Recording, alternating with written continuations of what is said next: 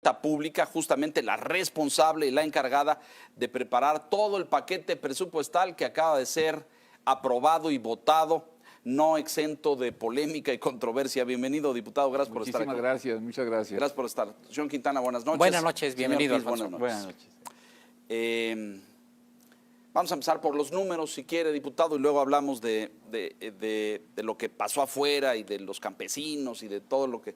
Porque pues ustedes no pudieron trabajar en su sede varios días, ¿no es cierto? Tuvieron que moverse. ¿Cómo quedó el presupuesto? ¿Cuál es el balance que hacen de las partidas, de los ajustes, de los recortes, de reorientar el gasto? ¿Hay un espíritu de reorientar el gasto? Bueno, yo creo que hubo muchísimos cambios desde la propia ley de ingresos. Nosotros fuimos un factor determinante con los cambios fiscales que realizamos. Logramos un crecimiento real de las participaciones a los estados y a los municipios. Es decir, darles más dinero. Darles más dinero, lo que por ley les corresponde en el ramo 28 y en el ramo 33. Y además establecimos una serie de mecanismos que aliviaran la situación de la carga tan grande que tienen en materia de deudas, sobre todo las que tienen con Comisión Federal de Electricidad, con el ISSSTE, con el Seguro. Con agua, me parece también. Con la Comisión Nacional del Agua. Entonces hicimos una serie de cambios fiscales importantes. Introdujimos la parte del impuesto al comercio electrónico, también actualizamos de mejor manera los IEPS. Quedaron muchas cosas pendientes, no tanto derivado de asuntos de cálculos financieros o fiscales, sino de problemas políticos, pero yo creo que vamos a ir avanzando porque nuestro sueño, nuestra necesidad es tener un Estado con mayor fortaleza fiscal, ¿no? ¿Y vamos en esa ruta? Digamos, pues yo quisiera que ese fuera el tema del 2020, abrir un debate muy grande, hacer una gran concertación, establecer acuerdos muy profundos para resolver una crisis, para resolver focos rojos que ya tenemos en materia de ingresos. ¿Qué se eliminó del presupuesto? ¿Qué borraron por completo y eliminaron de raíz rubros o partidas completas? Bueno, hubo un avance muy importante en materia de reglas de operación. Todos los programas sociales, quizá con excepción de uno que es nuevo, van a tener ya sus reglas de operación. Vamos a tener la posibilidad de evaluarlos, de medirlos, de tener la población objetivo. Hay un catálogo muy fuerte en materia de transparencia para que cualquier persona visite los beneficiarios de los programas. Creo que este fue uno de los grandes avances que tuvimos en este debate presupuestal y sobre todo corregimos una serie de omisiones. Nos preocupaba que lo que pudiéramos decir la clase media agrícola o ese sector sobre el que descansa quizá un 70% de la producción de granos en nuestro país, no venía contemplado en el presupuesto. Lo incorporamos bajo un esquema totalmente distinto al tradicional. Traíamos un problema muy serio de caída en los financiamientos y en los subsidios a las universidades. Lo corregimos, cumplimos en la medida de las posibilidades las exigencias de la reforma educativa y de la reforma laboral, y yo creo que cubrimos de manera adecuada todo lo que tiene que ver con equidad de género, la lucha por la salud materno-infantil, la lucha contra la violencia hacia las mujeres, creo que viene cubierto. Yo creo que se hicieron correcciones importantes ya en las últimas horas de la discusión. Ahora entramos a detalles porque hay muchos señalamientos ahí, controversias, pero mucha gente se queja de que los programas sociales no tienen reglas de operación, que se entrega el dinero y no hay supervisión ni control. Sí, Usted eso dice se lo corrigió. Se corrigió. Se corrigió a partir del último día que tienen de plazo para operar ya con reglas de operación, es el último día del mes de febrero. Todos, absolutamente todos, salvo la escuela es nuestra, ese programa nuevo, todos los demás tendrán que sujetarse a reglas de operación y además la Cámara de Diputados tendrá la posibilidad y la obligación de opinar sobre el contenido de esas reglas. ¿A quién le entregan cuentas? ¿Cada dependencia? Sí, pues, y además la Auditoría Superior de la Federación Bueno, esa revisa todo, pues. y la Secretaría de la Función Pública y la propia Secretaría de Hacienda tienen que estar vigilantes porque además Hacienda juega también un papel muy importante en las reglas de operación. En varias ocasiones, Alfonso, tú has dicho pues que la cobija no alcanza. Cuando le vas sumando necesidades y demandas, ya hablabas tú de algunos sectores, el campo, el sector educativo, estados y municipios, etcétera, y cuando ves el monto, que parece mucho a primera vista, Sí. poco más de 6 billones de pesos, pero pues no alcanza. Al final hay menos dinero para asignar que lo que parece en el monto total, porque hay mucho que es inercial, contractual, no programable, etcétera, etcétera. ¿Qué hacer? Porque esto lo vamos a tener cada año, y si ahora fueron los campesinos los que se apostaron afuera de San Lázaro, y los presidentes municipales que también llegaron por ahí, pues al rato van a ser los médicos o va a ser algún otro sector. ¿Qué hacer para que la cobija pues alcance un poco más? Sí, yo creo que los problemas que vivimos fuera de la Cámara, pues sí eran importantes, pero a mí me preocupaba no tanto los que estaban ahí, sino los que no fueron, los que no estaban, porque tenemos serios déficit en materia de educación, hay un cúmulo de problemas que no se han atendido, sobre todo en inversión en infraestructura, en calidad y excelencia magisterial, en cobertura a nivel de las universidades, de las entidades federativas, es decir, tenemos problemas serios que lo estamos atendiendo de manera muy tangencial, en forma marginal, y en cualquier momento eso va a constituir pues un problema muy fuerte. En el caso de salud, hemos decidido constituir el INSABI, pero pende también sobre mucha fragilidad, dado que la fuente principal de financiamiento pues es el Fondo de Enfermedades Catastróficas. Los 40,000 millones que vamos a meter pues no son producto de ingresos recurrentes, entonces quizá el fondo nos alcance para 2020, quizá una parte para 2021, pero no tenemos un financiamiento sustentable de una de las estrategias más nobles y ambiciosas que tiene el gobierno en materia de salud. Creo que este es el otro problema.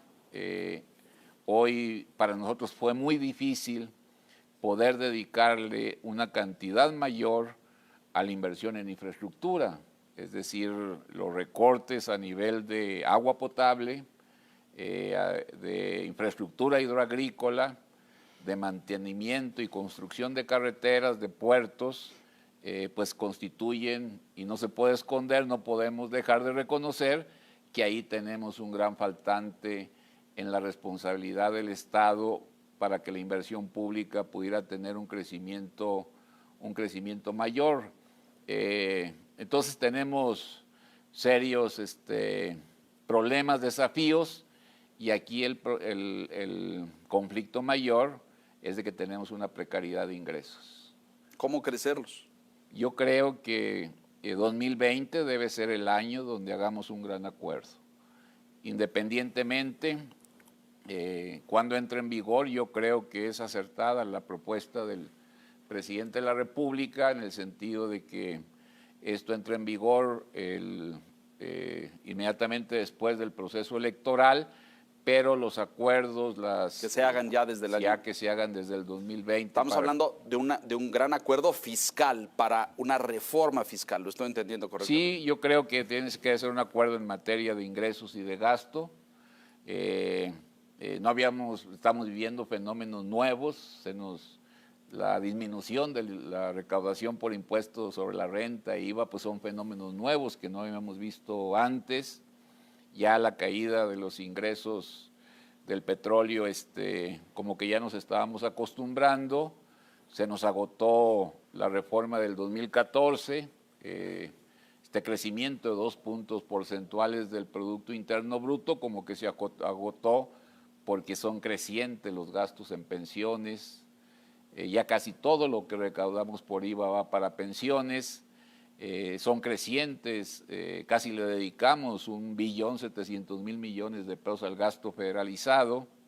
El servicio de la deuda, pues también es una presión muy fuerte. ¿De qué tamaño es eso? Estamos hablando de una cantidad cercana a los 800.000 millones de pesos. Solo del servicio Solo del servicio de la deuda. Es casi una sexta parte del presupuesto total, un poquito menos, un quinto, ¿no? Entonces, cuando menos estos 3 rubros, junto con otros que son ineludibles, que los tenemos que cubrir, salarios, pues ya lo que queda es muy poco para atender las grandes necesidades, ¿no?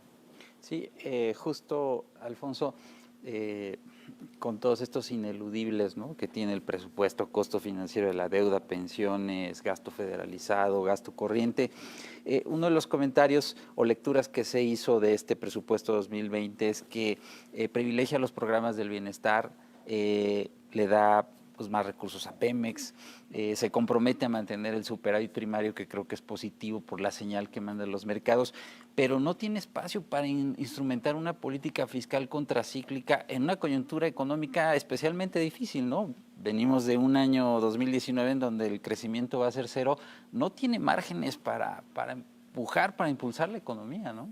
Yo creo que esa es la gran ausencia. El problema mayor hoy que requerimos tener recursos frescos para invertirlos en infraestructura con un programa anticíclico muy ambicioso, pues nuestro margen es reducido y tiene como base pues todos los flujos que tenemos en la banca de desarrollo, algunas partes importantes tanto del Fondo de Estabilización de los ingresos presupuestarios a nivel federal y de las entidades federativas. Yo creo que ahorita sí urge que en el primer trimestre se ponga en juego toda esta movilización de recursos, porque si bien se acaba de firmar un acuerdo en materia de obras, de inversiones de la iniciativa privada, creo que la presencia del Estado tiene que ser mayor y aunque el margen sea muy pequeño, estamos obligados a acompañar este esfuerzo que están haciendo los empresarios para determinadas obras, ¿no? En la etapa final de la negociación, no te tocó directamente porque tú estuviste en Hacienda, en la parte de ingresos sobre todo, pero sí en la Cámara. Hubo la sensación de que en las reasignaciones que salieron en los últimos días se castigaron a los órganos, a los ramos autónomos. Perdieron 4.590 millones de pesos y en contraste en las entidades centralizadas, como por ejemplo la Secretaría del Bienestar, pues se llevó 8.300 millones más, la Secretaría de Educación Pública 1.570. ¿Hubo criterios claros o simplemente hay, te digo cuál es la impresión, sobre todo política desde afuera, como al presidente no le gustan los órganos autónomos, pues quítenle al INE, a la Fiscalía, al Poder Judicial, y pues vamos a dárselos al gobierno, a algunas entidades del gobierno. ¿Cuál fue el criterio de reasignaciones, Alfonso? Bueno, no tanto que se les haya quitado, ¿no?, sino que no se aprobó todo lo que ellos solicitaban. Por ejemplo, en el caso de la Fiscalía General de la República, se consideró que podían tener la posibilidad de funcionar con alrededor de 1.500 millones de pesos menos de los que ellos solicitaban. Por eso ahí, más que un recorte, pues no es la no aceptación del total del monto que ellos pedían. Lo mismo en el caso del INE, tuvimos muchas charlas con el consejero presidente, había una serie de gastos que pudieron ser reasignados o reducidos. Al final de cuentas, se consideró que alrededor de 1,000 millones de pesos, porque los 71 corresponden a cuestiones salariales. Entonces, no, yo lo que sí quiero dejar claro, porque estuve cerca de ese proceso, que no hay absolutamente ningún criterio de carácter político. Para mí esta polémica que se ha estado generando en los últimos días, yo rechazo totalmente los cambios legales o constitucionales que se quieran hacer para reducir el periodo del consejero presidente. Creo que es un bonillazo al revés, ¿no? Primero haces una ley bonilla para alargar el plazo y luego algunos legisladores de Morena quieren hacer otra ley bonilla para reducir. Yo creo que ese es un comportamiento que no debe tener lugar en Morena. Yo espero que, es más, eso ni siquiera tiene consenso ni aceptación ni ha sido discutido en el grupo. Pero está bueno, un bonillazo, está bueno, lo vamos a acuñar, pero le damos crédito, diputado. Sí, entonces yo siento que establecimos reglas generales en función de la inflación, y pues si ustedes ven, la Comisión Federal de Competencia o el INEGI no sufre recortes. Está básicamente la Fiscalía, en el Poder Judicial, en el INE, pero yo lo digo con toda honestidad, no hay ningún criterio de carácter político que tienda a vulnerar esos espacios y el funcionamiento y el cumplimiento de las funciones sustantivas de estos organismos. Importante decirlo, porque justamente la percepción... Sí, la impresión generalizada, digamos, sí, pero conviene yo precisarlo. siento que no... El año pasado también me tocó, este año también. Casi es una tradición que lo que piden los órganos autónomos o el Poder Legislativo, el Judicial, casi es recurrente que en todos los presupuestos, independientemente de la administración, se vea como un lugar donde puedes tú tomar algo para completar otra cosa, ¿no? Claro, pero claro. no es el signo de esta administración, sino que viene de muchos años. Déjenos hacer una pausa, diputado. Estamos con el arquitecto del presupuesto. Y digo, ahorita es un título que no muchos quieren colgarse. Déjenos hacer una pausa. Vamos a mensajes. Volvemos enseguida.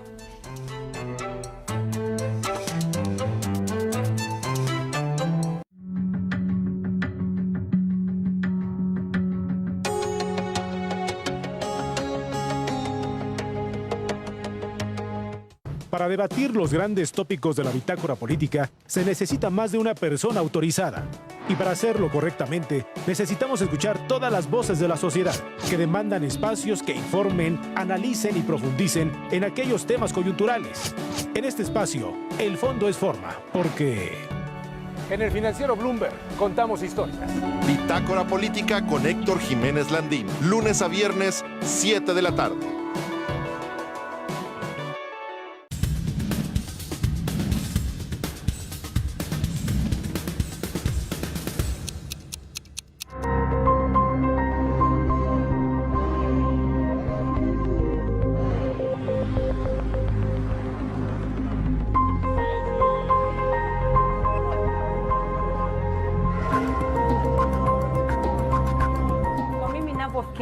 Navyohisi na navyofikiri kwa mawazo yangu kwamba tunavyozidi kuzaliana ndo nahisi uchumi wetu ndo unavyozidi kushuka chini, kwa sababu unakuta kwenye kulipa swala la ada watu wanakuwa wanashindwa, moja, hata kwenye kuhudumia familia. I think kwamba ni wazo zuri watu wazaliane na pia yani, lakini pia tunaomba msaada kwa government watusaidie pia katika facilities zao watu kama hospitali, mashuleni, yani kuwa kuna unafuu kwa watu kuweza kupata hizo facilities.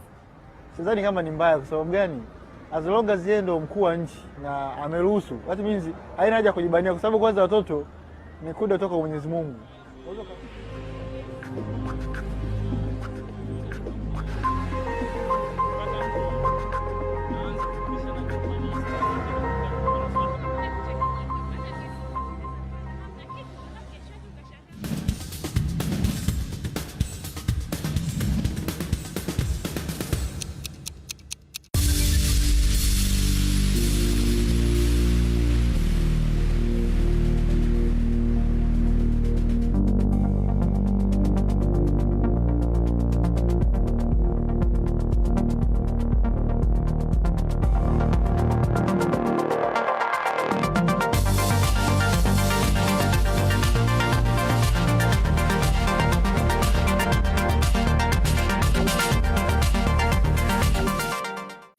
Jonathan Ferro presenta los gráficos del Opening Bell en Wall Street, análisis, investigación y las predicciones en torno a los movimientos bursátiles. Bloomberg Markets, The Open, lunes a viernes, 8 de la mañana. En el financiero Bloomberg, contamos historias.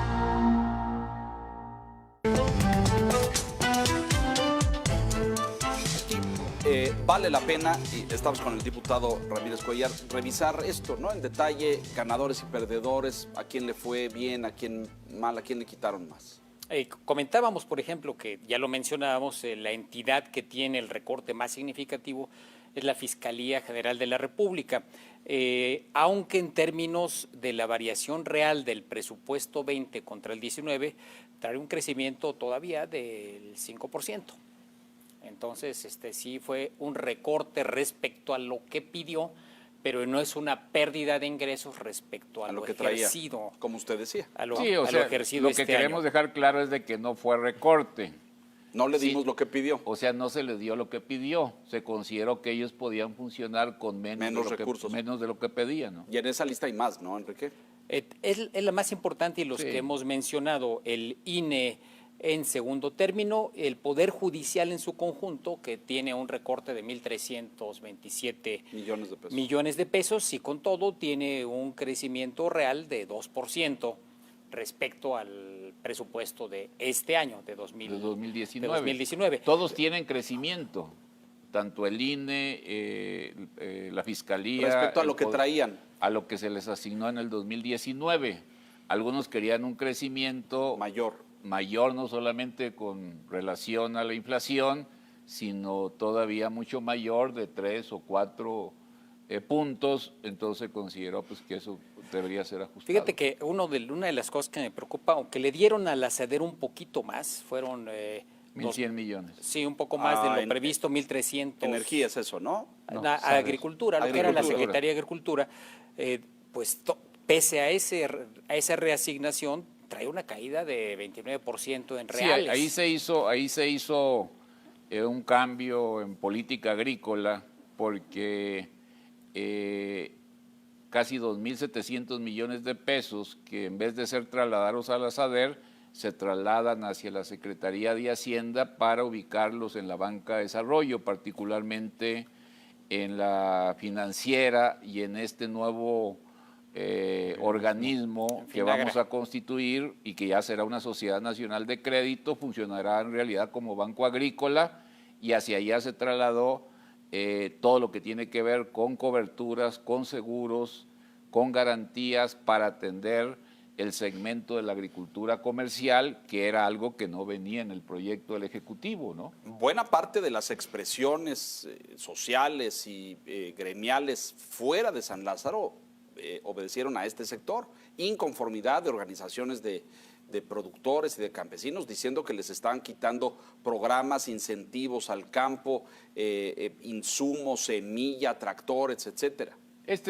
Yo creo que este es un debate muy importante, porque se cubrió casi con 11.000 millones de pesos todo lo que tiene que ver con el precio que se le va a pagar por las cosechas a los campesinos más pobres o a los que tienen de 1 a 20 hectáreas. Ese está cubierto en maíz, en frijol, en trigo panificable, en arroz, en café y en caña. Es decir, es una cantidad adecuada, que es como un subsidio a través de un precio de garantía para proteger el ingreso de esas familias sobre la base de pagar montos adecuados por sus cosechas.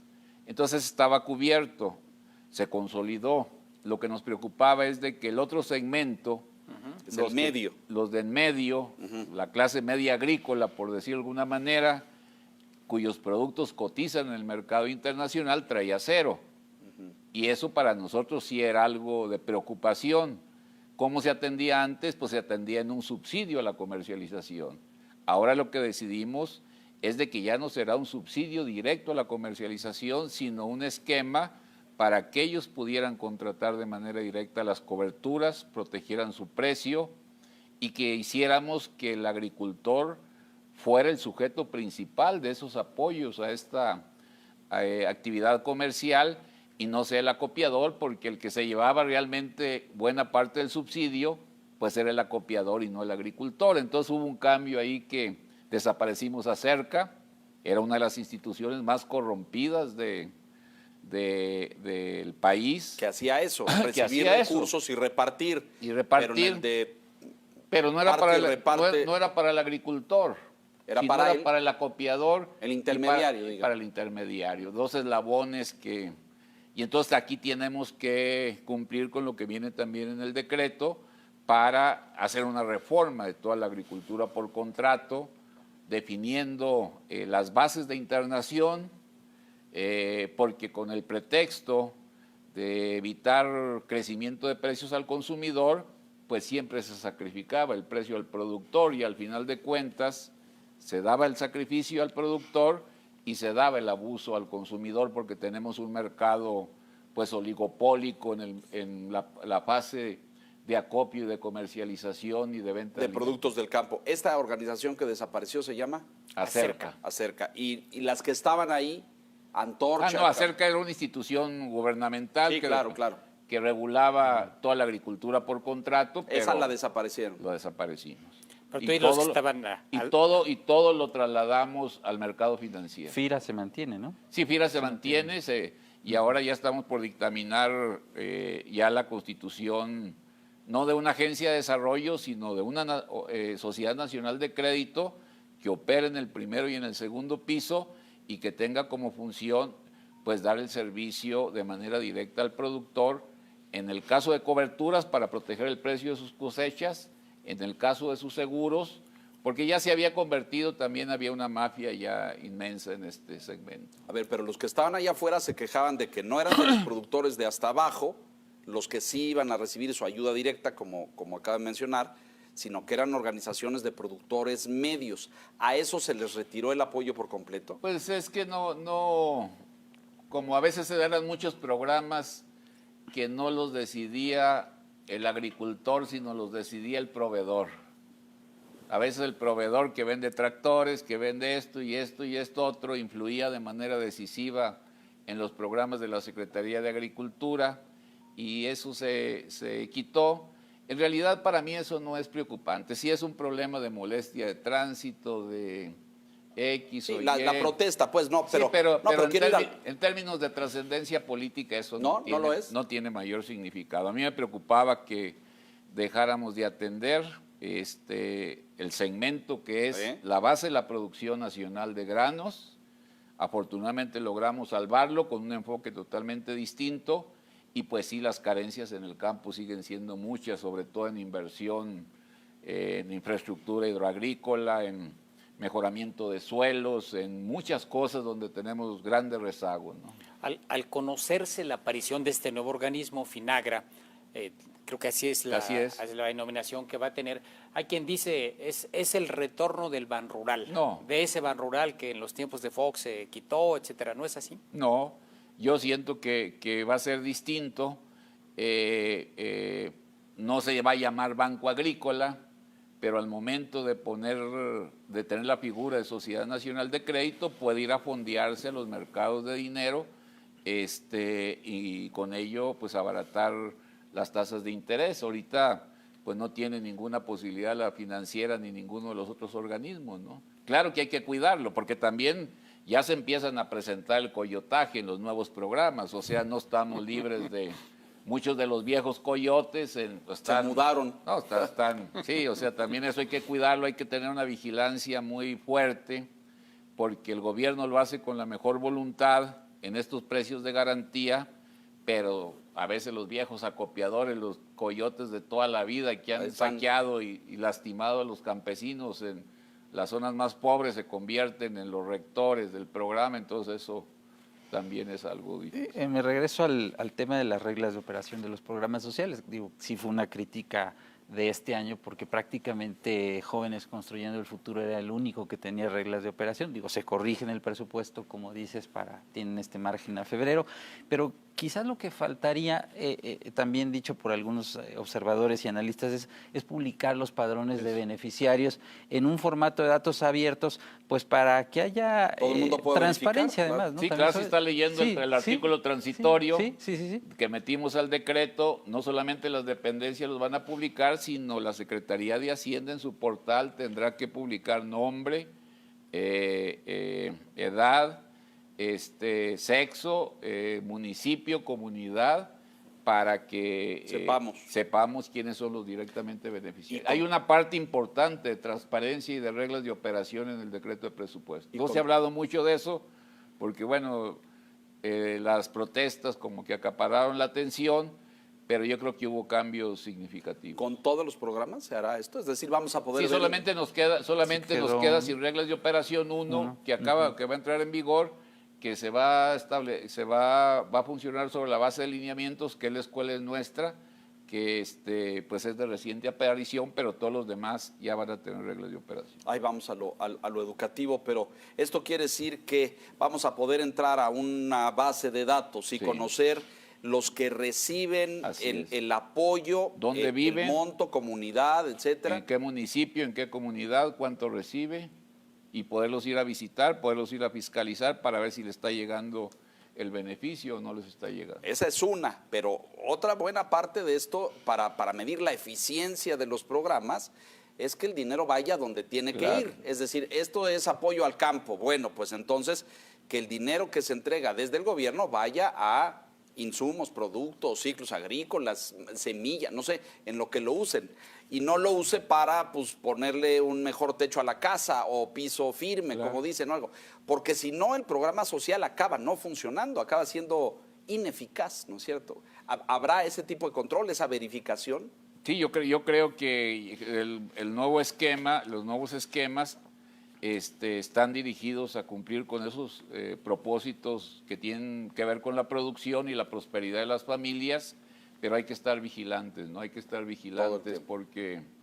Ahora, lo cierto es que esos que estaban ahí en medio, los coyotes, como dice Alfonso, que estaban ahí, que recibían y repartían y se quedaban con su parte, por supuesto. Bueno, los que estaban afuera no eran tanto coyotes, sino era una tradición de cómo se establecía la negociación. Eso ya se acabó. Ya no hay. O sea, eso se acabó. Quizá lo que cimbró realmente, tanto a diputados como a senadores, a presidentes, a gobernadores, el verdadero sismo se dio el año pasado cuando acabamos con el ramo 23 en lo que tiene que ver con el apoyo para obras de infraestructura. Ese sí fue yo creo que para mí es una de las cosas más satisfactorias de las que he hecho, porque sí se destruyó una red de corrupción y de ineficiencia muy grande. Hay que explicarle al público, porque el ramo 23 pues suena muy técnico, ¿no? Pero era esta partida que destinaba recursos, sobre todo a las entidades federativas y a los municipios, para pues hacer obras, ¿no?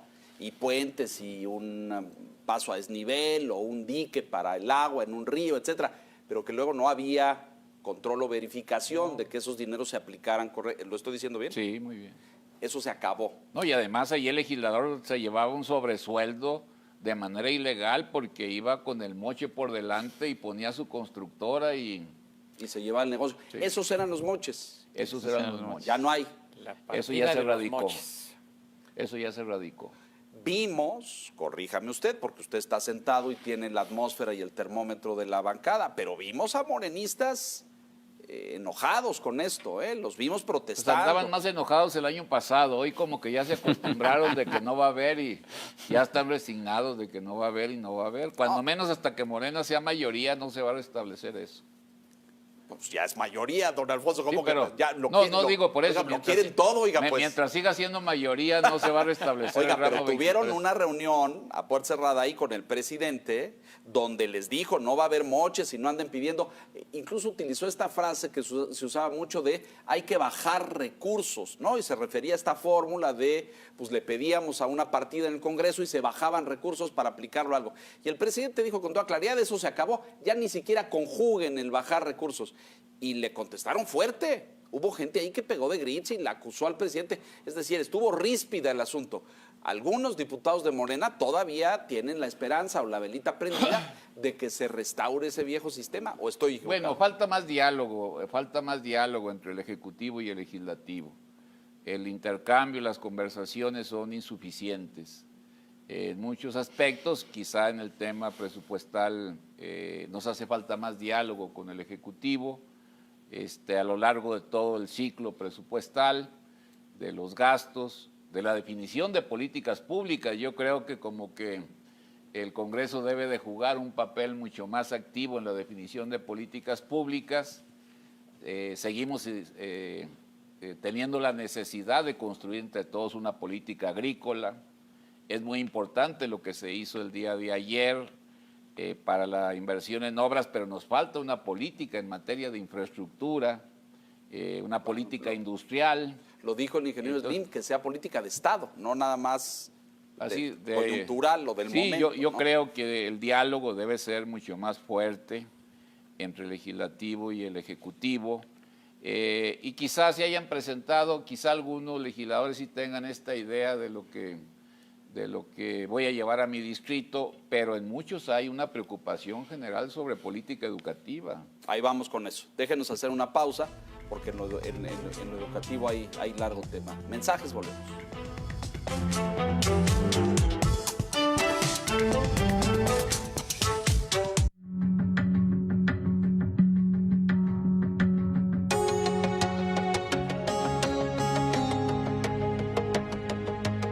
La ley Bonilla, ¿es legal? ¿Es legal? No, pero a ver, Olga, ¿Es legal? tú habías dicho que eso no podía pasar. ¿Es legal? ¿Va a pervivir? ¿Por qué dije si iba a pervivir o no? ¿Te arrepientes de haber dicho eso? No, Bueno, decía- la ley Bonilla debía pervivir. Para mí, en mi Sí, opinión, sí. lo dije y siempre he sostenido que es inconstitucional. Ok. ¿Has renunciado alguna vez? Bueno, los ataques no me han gustado. Es que no es lo mismo estar afuera que de dentro, ¿no? Ándale.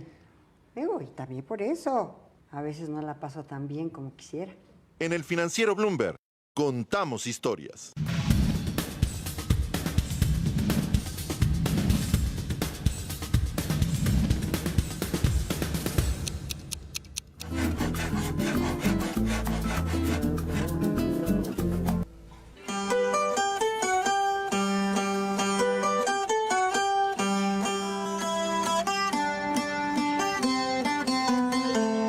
Si me tratas con ternura y me empiezas a querer, yo voy a ser el primer chinito de tu locura.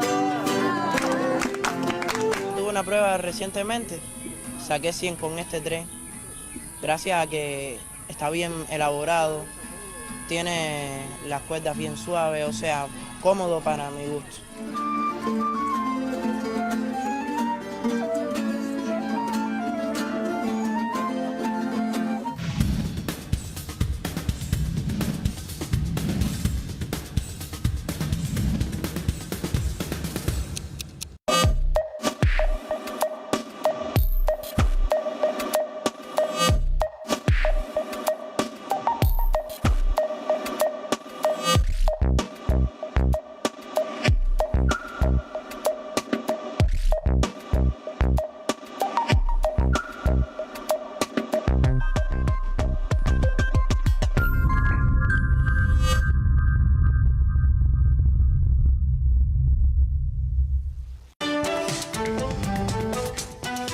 Nos apuramos porque queda poco tiempo. En lo educativo, dicen, vamos a crecer, vamos a más capacitación, más tata.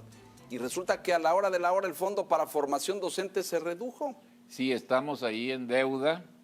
Tenemos una obligación constitucional para crear un fondo que nos permita cumplir con la gratuidad y la obligatoriedad. Se le dedicó una cantidad pequeña, alrededor de 350 millones. Necesitamos mucho más para cubrir la atención a una matrícula que debe ser creciente. Tenemos cubierto el 30% de los jóvenes que quieren inscribirse a la educación superior.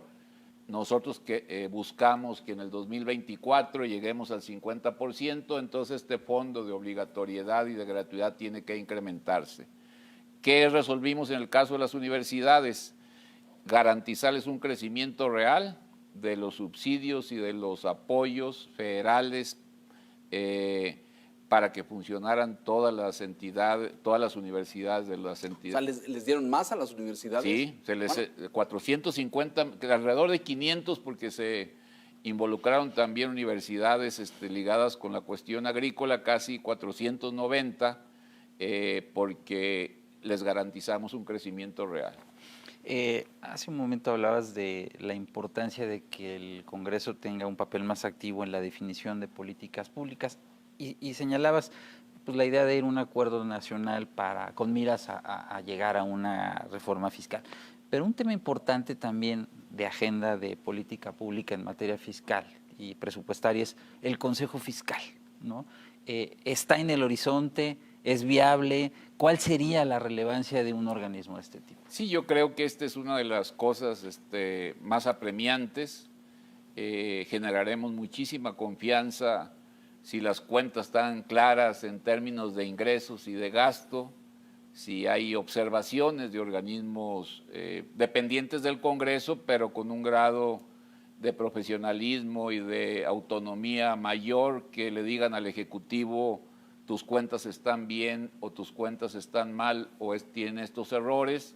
Lo mismo en la presupuestación, que nos digan y nos hagan observaciones. Yo creo que un organismo de esta naturaleza es súper urgente. Y el diputado Mario Delgado y un servidor y otros diputados han presentado iniciativas, entonces yo creo que lo vamos a sacar.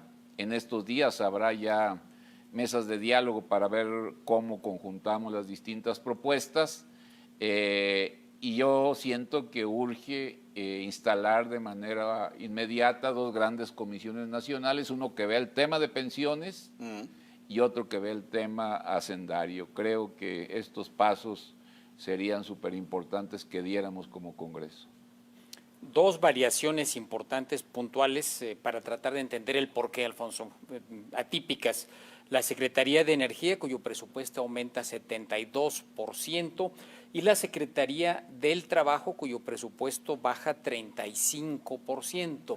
¿Cómo se explican estas variaciones tan grandes? Bueno, aquí en el caso de la Secretaría del Trabajo, tenemos una estimación mucho más adecuada del programa Jóvenes Construyendo el Futuro, y además también una reasignación que se dio en esta secretaría para dar toda la fuerza de la inversión en materia de reforma laboral de tal manera que nuestros socios comerciales, los Estados Unidos y Canadá, estuvieran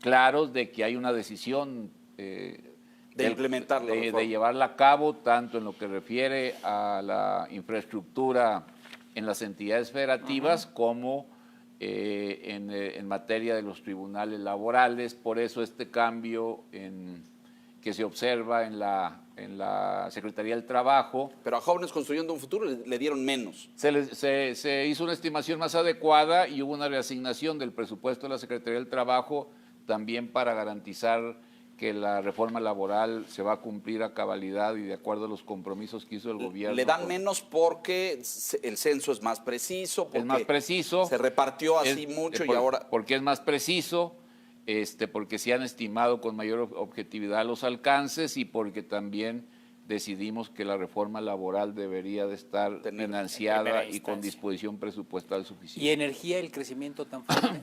Pues ahí tenemos tanto lo que tiene que ver con la refinería, lo que tiene que ver también con disposiciones que después se transfieren a Pemex para exploración y producción. Entonces este es lo que se observa en el momento en que le asignamos el recurso a la Secretaría de Energía, ¿no? Hay ahí un tema que a mí me hace, porque acaba de decir, le dimos más dinero a las entidades federativas, a los municipios, y tuvimos ahí a 200 presidentes municipales quejándose afuera del Congreso y diciendo que les quitaban recursos. ¿Por qué? Sí, en el proyecto del Ejecutivo sí se venía una caída. ¿Ustedes corrigieron ahí? Lo corregimos desde el momento en que discutimos la ley de ingresos, aumentamos la recaudación el Fondo General de Participaciones se incrementa y aproximadamente 32,000 millones de pesos se aumentó en relación a 2019, de tal forma que 951,000 millones de pesos van directamente al ramo 28, actualizando las participaciones federales. Los ahorros, muy importante. Este fondo catastrófico se llama, ¿no? El fondo de enfermedades catastróficas. Ahí había bolsas y ahorros considerados para diferentes momentos. ¿Hoy se está disponiendo de esto? En el presupuesto no, pero en el esquema de financiamiento del INSABI sí se va a hacer uso de 40,000 millones de pesos de este fondo, y pues aquí lo que hemos visto, sí requerimos tomarnos muy en serio los focos rojos que están prendidos en materia de ingresos, porque muchos de los ahorros nos los estamos acabando. Estamos recurriendo a esos ahorros y no estamos estableciendo una estrategia para tener ingresos frescos, recurrentes, seguros año con año, y es muy riesgoso que uno solamente viva de los ahorros porque en un momento determinado se acaban. No, y además se gastan una vez, luego ya no se puede ahorrar porque ya no hay de dónde, ¿no? La suerte, para mí, la suerte de la Cuarta Transformación, la posibilidad de construir este Estado social como es el anhelo de muchos de nosotros, depende de una fortaleza de los ingresos y del gasto. Para mí esa es clave, es la reforma madre, podríamos decir, en muchos sentidos, ¿no? Hablando de ahorros, es tradicional que en cada primer año de gobierno haya subejercicios en el gasto. Este año traemos a septiembre un subejercicio de 151,000 millones de pesos. ¿Tú esperarías que esto se corrija para el próximo año? Y preguntar también, ¿desde el Congreso se puede hacer algo para urgir al Ejecutivo a que pues yo solté gasten? la frase de ya suelten el gasto porque como que hubo una molestia, pero sí era necesario soltar el gasto, ¿no? Desde hacía muchos meses.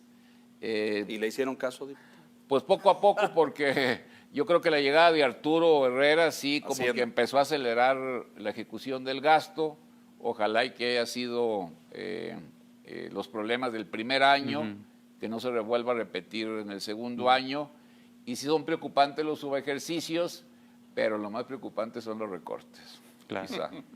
Hablabas ya hace unos minutos, y ahora lo vuelves a poner sobre la mesa, la necesidad de tener más recursos, porque la cobija pues está limitada y lo que hacemos es quitarle aquí para ponerle allá. Eso es lo que estamos haciendo. Y dices, la idea es ya empezar a discutir una reforma fiscal, aunque se aplique hasta después de las elecciones de medio camino. ¿Cómo sientes el ambiente para eso, Alfonso? Pues yo no lo veo fácil. Contándoles una anécdota, tuvimos que darle unos pellizquitos a los gastos fiscales, sobre todo en acreditamientos de peaje y de IEPS y de gasolina. Y bueno, la resistencia lo es muy fuerte, ¿no? Casi todo esto tiene dueños. Aunque hemos hecho un estudio junto con la auditoría, donde se demuestra que muchos regímenes fiscales no cumplen el objetivo para los que fueron creados en términos de inversión, en términos de crecimiento, las resistencias para quitarlos son muy grandes. Un ejemplo.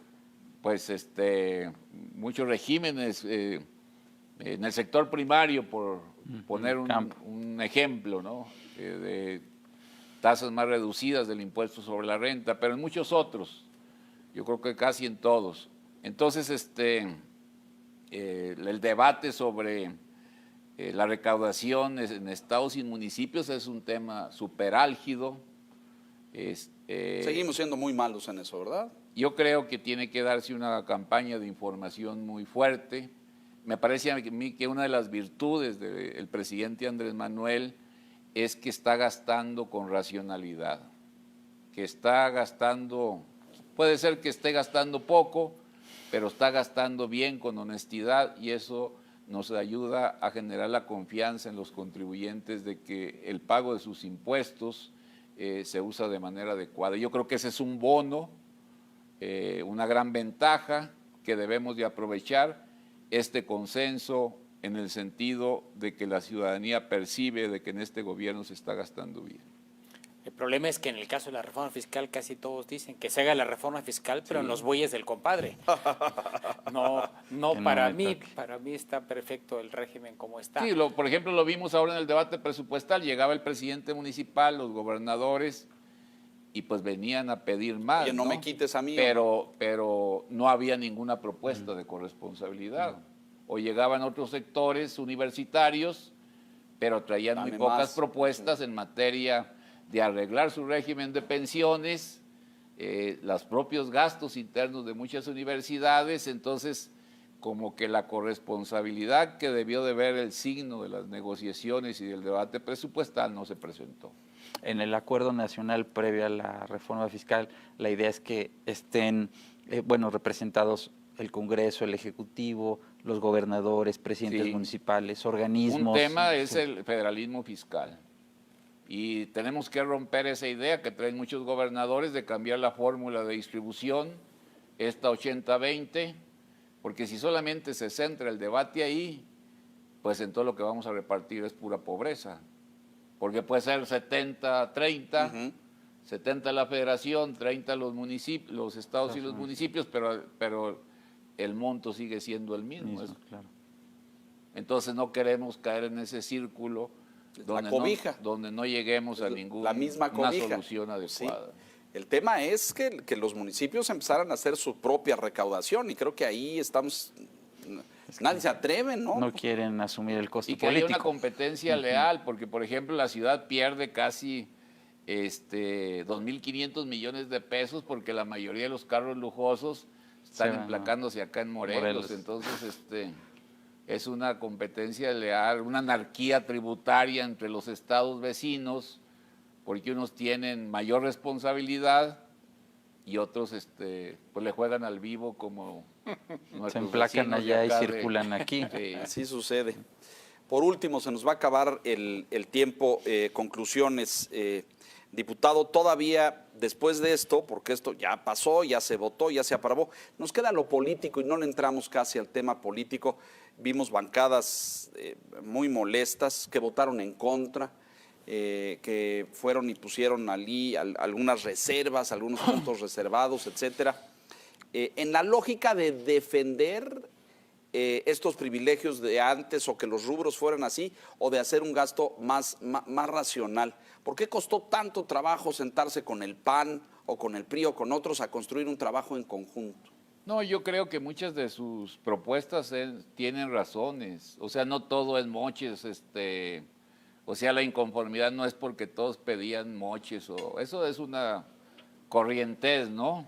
Es algo que no es justo decirlo de esa forma.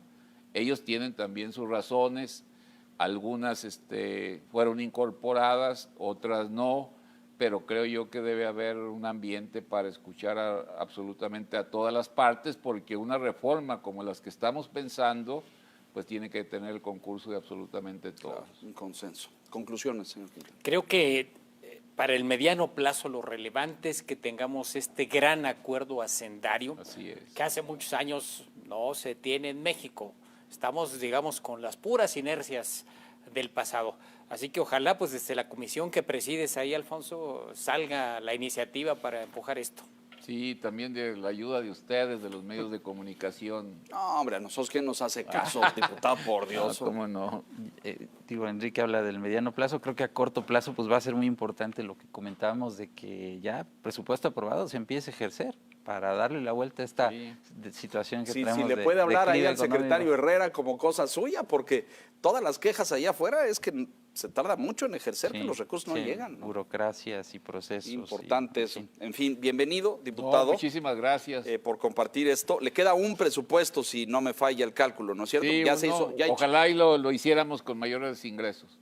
Pues sí, eso es lo importante. Y ojalá ya con este acuerdo en camino, ¿no? Es decir, si la reforma en efecto se pone en marcha, se vota para después de las elecciones del 2021, pero el debate se va a llevar tiempo, ¿eh? No va a ser... Sí, yo creo que todo el próximo año nos debería de llevar los acuerdos, la construcción de consensos, los destinos de los ingresos, la responsabilidad de las obras que se deben de realizar, y ya de tal manera que, porque ese es un año donde no habría mayor costo político, que las elecciones son hasta el 21, ¿no? Yo le agradezco, gracias por estar aquí. No, al contrario, diputado muchas Alfonso gracias. Ramírez Cuellar, diputado federal por Morena. Señor Quintana, gracias, buenas noches. Buenas noches. Señor Piz, gracias. Y gracias a usted por la gentileza de su atención. Aquí puntualmente en La Silla Roja la semana entrante. Hasta entonces, buenas noches.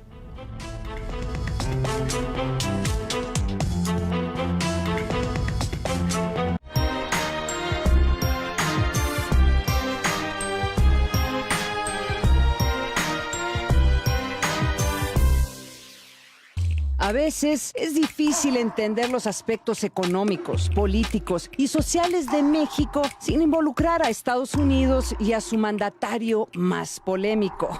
El Mundo Según es ese espacio donde las anécdotas, las posturas y las voces de nuestro vecino del norte tienen cabida para que así podamos entender también un poco de nuestra propia identidad y problemática diaria. Porque en el financiero Bloomberg contamos historias. El Mundo Según, con Ana María Salazar. Martes, 8:30 de la noche. Retransmisión, domingo, 8 de la noche.